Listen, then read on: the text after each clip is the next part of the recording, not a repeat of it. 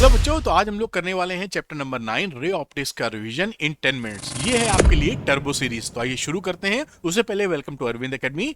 Super easy physics के लिए Arvind sir को यानी अरविंद एकेडमी चैनल को सब्सक्राइब करना मत भूलिएगा। चलिए स्टार्ट करते हैं। तो चैप्टर नंबर 9 रे ऑप्टिक्स, और इसका करेंगे हम लोग टर्बो रिवीजन बेटा। उससे पहले इंपॉर्टेंट इन्फॉर्मेशन आपके लिए मैंने शॉर्ट क्वेश्चन बना दिए हैं। पीसीएम ऐसे ही क्वेश्चन बोर्ड्स में आएंगे, पीसीबी के भी, फिजिक्स केमिस्ट्री मैथ्स बायो के अलग अलग भी हैं, पीसीएमबी के एक साथ भी हैं। ऐसे ही क्वेश्चन बोर्ड्स में आएंगे। ऐसा मैं क्यों बोलता हूं? क्योंकि ये पिछले 10 साल की ट्रेंड एनालिसिस पर बेस्ड है और मेरे 25 साल का टीचिंग एक्सपीरियंस इसमें लगा हुआ है। और हर चैप्टर पे केवल 20 से 25 क्वेश्चन है, तो आप आसानी से कर पाएंगे। इसके लिए भगदड़ की कोई जरूरत नहीं पड़ेगी। साथ में ये फुली सॉल्व है, तो सोल्यूशन के लिए किसी टीचर के पास, भैया दीदी को ढूंढने की आवश्यकता नहीं है। आप थोड़ा सा ध्यान देंगे तो सारी बातें आपको समझ में आ जाएगी।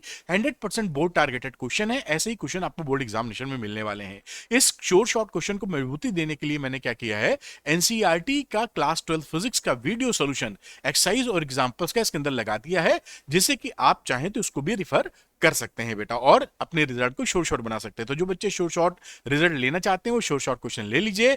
लेने के लिए अरविंद एकेडमी ऐप को डाउनलोड कीजिए, उसके स्टोर सेक्शन में जाइए, वहां पर आपको मिलेंगे शॉर्ट क्वेश्चन, लेकर पढ़ाई को आगे बढ़ा सकते हैं। चलिए हम लोग पढ़ाई की बात शुरू करते हैं। तो ये रहा रिफ्लेक्शन ऑफ लाइट बेटा। इसके जो लॉज होते हैं, पहला लॉ होता है कि angle of reflection, angle of incidence, ये जो आई है, और एंगल ऑफ रिफ्लेक्शन, ये दोनों बराबर होते हैं। दूसरा लॉ जो आपको पता ही है कि इंसिडेंट रे, रिफ्लेक्टेड रे और नॉर्मल, ये तीनों at the point of incidence एक प्लेन में होने चाहिए। तो ये लॉ ऑफ रिफ्लेक्शन है।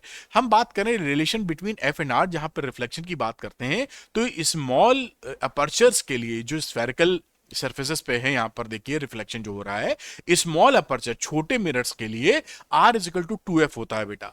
ये रेडियस ऑफ कर्वेचर है, ये फोकल लेंथ है। ध्यान रखिएगा, ये केवल स्मॉल अपर्चर मिरर्स के लिए ही वैलिड होता है।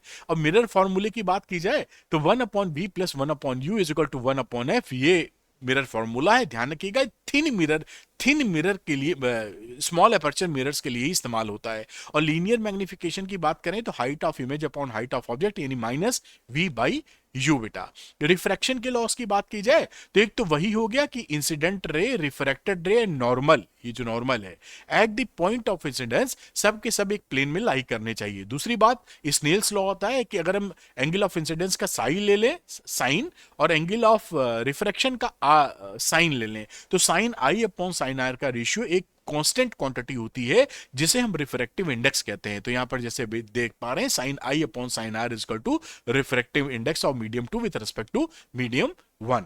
ये बड़ा इंपॉर्टेंट फॉर्मूला, इसको तैयार करके देखिएगा। रिफ्रैक्टिव इंडेक्स फॉर्मूला है, refractive index of medium 2 with respect to 1 को लिखेंगे तो μ2 अपॉन μ1, v1 अपॉन v2 और λ1 अपॉन λ2 से रिप्रेजेंट करते हैं। इस पे अक्सर एक सवाल आपको मिलता है। ध्यान रखिएगा, आजकल एमसीक्यू के समय में ये भी क्वेश्चंस बन जाता है कि जो रिफ्रैक्टिव इंडेक्स होते हैं उसका कोई यूनिट और डायमेंशन नहीं होता, क्योंकि सेम क्वांटिटी का ये बेटा रेशियो होता है। अब रियल अपरेंट डेप्थ की बात करें, अगर कहीं रिफ्रैक्शन की वजह से क्या होता है कि अगर मान लीजिए कोई सिक्का या कोई ऑब्जेक्ट है, पानी भर दिया आपने, कोई लिक्विड मीडियम भर दिया, और ऊपर से आप देखते हैं तो क्या होता है, ये जो ऑब्जेक्ट है थोड़ा सा अपलिफ्ट हो जाता है।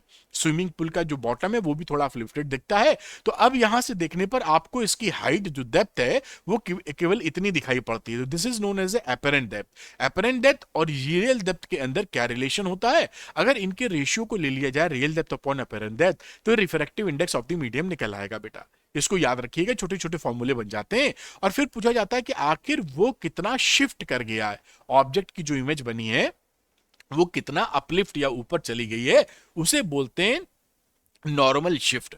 उसका फॉर्मूला है d is equal to T 1 minus 1 upon mu. इसको t क्या है, इसकी डेप्थ, रियल डेप्थ की बात कर रहा हूं, ये लिखा भी हुआ है। और अगर कई सारे मीडियम है, मान लीजिए पानी है, ग्लिसरीन है, और भी टारपीन का तेल है, तो ये सारी जो नॉर्मल शिफ्ट है सबको आप ऐड कर देंगे तो फाइनल शिफ्ट आपकी निकल आएगी। टीआईआर की बात करते हैं, टोटल इंटरनल रिफ्लेक्शन की, तो टीआईआर के लिए दो कंडीशन नेसेसरी होती हैं। एक तो रे को डेंसर से रेयर में जाना चाहिए, दूसरा जो एंगल ऑफ इंसिडेंस है वो क्रिटिकल एंगल से ज्यादा होना चाहिए। जब ये दो चीजें होंगी तभी आपका टीआईआर हो सकता है, वरना टीआईआर नहीं होगा। ये नेसेसरी कंडीशंस हैं। अब बात करते हैं बड़ा इंपॉर्टेंट फॉर्मूला, जो कि क्रिटिकल एंगल और रिफ्रैक्टिव इंडेक्स को लिंक करता है। इस पे न्यूमेरिकल्स बनते हैं छोटे छोटे, और इंपॉर्टेंट भी काफी आते हैं एग्जाम में। Mu is equal to 1 upon sine IC, इस फॉर्मूले को याद रखिएगा। आईसी है क्रिटिकल एंगल, म्यू है refractive index of the denser medium. जो डेंसर मीडियम का रिफ्रैक्टिव इंडेक्स होगा वो आपको मिल जाएगा। इसका एप्लीकेशन क्या है?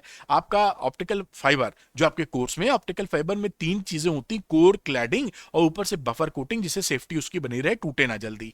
ये जो कोर होता है इसका रिफ्रैक्टिव इंडेक्स क्लैडिंग से ज्यादा होता है और कोर में ही लाइट को हम भेजते हैं। तो बेसिकली हम डेंसर मीडियम से रेरर मीडियम में लाइट को भेजते हैं और इसका जो एंगल ऑफ इंसिडेंस है उस एंगल ऑफ इंसिडेंस को क्रिटिकल एंगल से ज्यादा कर देते हैं, तो लाइट का लगातार टीआईआर होता रहता है, तो ये ट्रैप हो जाती है एक ऑप्टिकल फाइबर में और यहां पे हम कम्युनिकेशन बड़ा स्ट्रॉन्ग कर लेते हैं और एनर्जी भी लूज नहीं करते। अब स्फेरिकल लेंसेज की बात कर रहे हैं, जो जो कि एक ट्रांसपेरेंट मीडियम से बाउंडेड एक रीजन होता है जिसमें कम से कम एटलीस्ट वन सरफेस स्फेरिकल होनी जरूरी है, उसको हम बोलते हैं लेंसेज। दो तरह के, मोटे तौर पे दो तरह के लेंसेज कह सकते हैं, इनकी फैमिली होती है वैसे तो।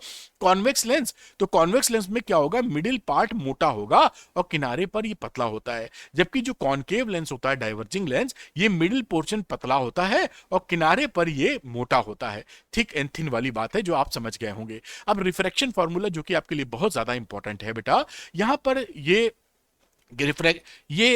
रिफ्रैक्शन फॉर्मूला है स्फेरिकल सरफेस पे। कैसी सरफेस? मान लीजिए ऐसी सरफेस है, ये स्फेरिकल कर दी, यहां कोई ऑब्जेक्ट रखा है, रे ऐसे जा रही है, या स्फेरिकल सरफेस ऐसे है, ऑब्जेक्ट यहां रखा है और रे ऐसे जा रही है, ऑब्जेक्ट यहां हो, अंदर हो, कहीं हो, तो सब सारी कंडीशंस के लिए हमारा रिफ्रैक्शन फॉर्मूला सेम रहता है। बस एक बात का ध्यान करना होता है कि रे अगर रेरर टू डेंसर जा रही है तो ये फॉर्मूला लगाएंगे, mu two upon V minus mu one upon U equal to mu two minus mu one upon R. Mu one है रेरर मीडियम का रिफ्रैक्टिव इंडेक्स, म्यू टू है आपका डेंसर मीडियम का refractive index of denser medium. और अगर रे जा रही है डेंसर से रेरर तो ये म्यू वन म्यू टू आपस में इंटरचेंज हो जाते हैं, अदला बदली कर लेते हैं। तो mu one upon V minus mu two upon U is equal to mu one minus mu two upon R. इसको याद रखिएगा, जो भी वैल्यूज आर यूवी की डालेंगे वो विद साइन इसके अंदर डालना है। तो this formula is valid for any spherical surface. इसी से एक फॉर्मूला निकलता है जिसे बोलते हो लेंस मेकर्स फॉर्मूला। बड़ा इंपॉर्टेंट है क्योंकि लेंस बनाने के काम आता है। लेंस बनाते हैं जो लोग वो इसका इस्तेमाल करते हैं, जैसे चश्मे का लेंस बनाने के लिए जाते हैं तो वो इसे लेंस मेकर फॉर्मूला बोलते हैं। वो क्या, one upon F mu two minus mu one upon mu one, one upon R one minus one upon R two. और अगर पहला मीडियम म्यू वन अगर एयर है, फर्स्ट मीडियम इज एयर, तो ये फॉर्मूला रिड्यूस होकर ये बन जाता है one upon F equal to mu minus one, one upon R one minus one upon R one minus one upon R two. तो ये लेंस मेकर्स फॉर्मूला हो जाता है बेटा। अब थिन लेंस फॉर्मूला मैग्निफिकेशन क्या है, one upon V minus one upon U is equal to one upon F. ये आपको पता ही होगा। इसके लिए जरूरी है कि जो लेंस होता है वो पतला होना चाहिए, मोटा होगा तो गड़बड़ा जाएगा, ये फॉर्मूला वैलिड नहीं होगा। और लीनियर मैग्निफिकेशन है height of image upon height of object या वी अपॉन यू। इसको पकड़ के रखिए बेटा। पावर ऑफ ए लेंस की बात करें क्योंकि in general P is equal to one upon F होता है, लेंस के केस में यही होता है, तो वन अपॉन एफ का लेंस मेकर्स फॉर्मूले से इससे एसोसिएट कर दीजिए। तो पावर का फॉर्मूला मिल जाएगा P is equal to one upon F mu minus one, one upon R one minus one upon R two. अगर लेंस एयर में रखा है, यानी पहला मीडियम एयर है तो ये, एयर नहीं है तो वाला बड़ा वाला फॉर्मूला लगा दीजिएगा म्यू वन म्यू टू वाला। और अगर टोटल मैग्निफिकेशन हमको चाहिए, कितनी बड़ी इमेज बन गई, तो सारे मैग्निफिकेशन को मल्टीप्लाई कर देंगे तो फाइनल मैग्निफिकेशन आपके हाथ में आ जाएगा। अच्छा, अगर दो लेंसेज जो आपके कोर्स में है इन कॉन्टेक्ट हैं, ध्यान रखिएगा ये लेंसेज सटे हुए हैं, अगर ये लेंसेज दूर हो जाएंगे तो उस समय ये फॉर्मूला वैलिड नहीं होता। ये कोर्स में भी नहीं है कंडीशन। अब तो जो लेंसेज सटे हुए इन कॉन्टेक्ट हैं उसमें क्या होता है, इनकी फोकल f1 f2 है तो 1 upon f equal to 1 upon f1 plus 1 upon f2, ये इक्विवेलेंट फोकल लेंथ है। और पावर के कॉन्टेक्स्ट में तो p is equal to p1 plus p2 आप ये कर सकते हैं। अब बात करते हैं प्रिज्म के लिए। तो प्रिज्म पे जो रिफ्रैक्शन होता है उसमें आप रे भेजते हैं, वो बेंड कर जाती है बेस की तरफ और फिर बेंड करती है बेस की तरफ। हमेशा ध्यान रखिए जो प्रिज्म में रिफ्रैक्शन होगा रे हमेशा बेंड करेगी बेस की तरफ। अब ये एंगल ऑफ इंसिडेंस आई है, आई डैश है, ये आर, ये आर डैश है और ये एंगल ऑफ प्रिज्म ए है। तो इनके बीच में एक रिलेशन बड़ा इंपॉर्टेंट होता है, I plus I dash is equal to A plus delta. Delta क्या होता है, जो रे फॉल कर रही है अल्टीमेटली जहां से इमरजेंट रे जा रही है, इंसिडेंट रे इमरजेंट रे, ये कितनी मुड़ गई तो उसको पीछे मिला देते हैं, ये जाने का रास्ता था। तो ये जो एंगल है this is known as A delta, angle of deviation. तो ये एंगल ऑफ डिविएशन होता है। और एंगल ऑफ डिविएशन किन चीजों पे डिपेंड करता है, एंगल ऑफ इंसिडेंस पे डिपेंड करेगा, रिफ्रैक्टिव इंडेक्स ऑफ प्रिज्म पे डिपेंड करेगा, किस रंग की लाइट है लैम्डा पे डिपेंड करेगा, एंगल ऑफ प्रिज्म पे डिपेंड करेगा। पूछा हो जाता है तो उसको पकड़ के रखिएगा। अगला कॉन्सेप्ट आता है एंगल ऑफ मिनिमम डिविएशन। ये अगर आप ग्राफ खींच दीजिए एंगल ऑफ डेल्टा के बीच में और ये एंगल ऑफ इंसिडेंस के बीच में। तो शुरू में जैसे जैसे आई बढ़ाते हैं डेल्टा कम होता जाता है, फिर एक मिनिमम पॉइंट अचीव करता है, फिर अगर आप बढ़ा देते हैं आई तो ये बढ़ जाता है। तो एक जो सबसे कम डेल्टा होता है उसे बोलते हैं एंगल ऑफ मिनिमम डेविएशन। उस पे पेकुलियर चीज होती है। क्या चीज स्पेशल होती है? ये आई और आई डैश ये दोनों बराबर होते हैं, ठीक है, ये लिखा हुआ है। और ये आर और आर डैश भी बराबर होते हैं। कब? एंगल ऑफ मिनिमम डेविएशन पे। साथ में ये जो रे होती है बीच प्रिज्म के अंदर वाली, ये इसके पैरेलल होती है। ये बात यहां लिखी नहीं है, ये तीसरी कंडीशन ये होती है। तो ये आप इसको पकड़ के रखिएगा, ये फॉर्मूला बड़ा इंपॉर्टेंट है प्रिज्म के लिए। म्यू रिफ्रैक्टिव इंडेक्स निकालते हैं एंगल ऑफ मिनिमम डेविएशन से, तो mu equal to sine A plus delta M upon 2 और साइन a/2। इसको याद रखिएगा। स्मॉल एंगल प्रिज्म के लिए डेल्टा की वैल्यू म्यू -1 इंटू ए के बराबर हो जाती है। अब सिंपल माइक्रोस्कोप ये जस्ट एक कॉन्वेक्स लेंस होता है। तो अगर ये फाइनल इमेज बन रही है डी के ऊपर, final image at capital D 25 centimetre पे, तो मैग्निफिकेशन ये एंगुलर मैग्निफिकेशन होता है, लीनियर मैग्निफिकेशन से डिफरेंट, तो 1 प्लस डी अपॉन एफ। और अगर इन्फिनिटी पे इमेज बन रही है तो डी अपॉन एफ इन्फिनिटी पे है। अब ये जो सिंपल माइक्रोस्कोप होता है इसकी जो मैग्नीफाइंग पावर होती है वो 9 से ज्यादा नहीं होती है एनसीईआरटी के हिसाब से, वैसे तो 4 ही 5 होती है। अगर आपको ज्यादा मैग्निफिकेशन कराना है तो कंपाउंड माइक्रोस्कोप बनाना पड़ेगा। वहां पर 2 लेंसेज का इस्तेमाल आप करते हैं। आंख के पास वाले को आईपीस, ऑब्जेक्ट के पास वाले को ऑब्जेक्टिव लेंस बोलते हैं। पास की चीजों को बड़ा करके देखने के काम आएगा ये। तो यहां पर क्या करते हैं कि जब अगर इसका फाइनल इमेज डी पर बन रहा है तो उस समय ये मैग्निफिकेशन का फॉर्मूला होता है m equal to V not upon U not 1 plus D upon F E, या m equal to minus L upon F O 1 plus D upon F E. और ये l क्या है? ट्यूब लेंथ, ऑब्जेक्टिव और eyepiece की बीच की length. दूसरी बात करते हैं फाइनल इमेज एट इंफिनिटी अगर बन रहा है तो फॉर्मूला हो जाता है m equal to minus L upon F O into D D upon F E. और length tube of length V O plus F E का न्यूमेरिकल एडिशन। इसके बीच का जो गैप होता है ऑब्जेक्टिव और आईपीस का, उसे ही हम बोलते हैं ट्यूब लेंथ या माइक्रोस्कोप की लेंथ। ये टेलीस्कोप की बात है तो टेलीस्कोप सूरज चांद सितारे देखने के काम आ जाता है, एस्ट्रोनॉमिकल टेलीस्कोप। यहां भी 2 लेंसेज का इस्तेमाल करते हैं, ऑब्जेक्टिव एंड आईपीस। तो अगर हम फाइनल इमेज डी पर बना रहे हैं तो minus F O upon F E 1 plus F E upon D. अगर फाइनल इमेज हम इन्फिनिटी पे बना रहे हैं तो M is equal to minus F O upon F E. ये फॉर्मूला लगता है।